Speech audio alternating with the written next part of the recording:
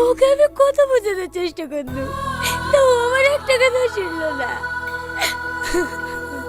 চ আমার সাথে, আমি টনিকে বুঝে বলবো। না না থাক, আমি আর অপমান হতে পারছি না। তোকে অপমান হতে হবে না, যা বলার আমি বলবো।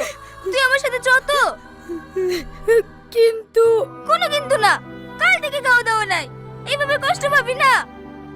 চ ওঠ, মুখ টুক ধুই লিগা। তুই শুধু পাশে দাঁড়িয়ে থাকবি, যা বলার সব আমি বলবো।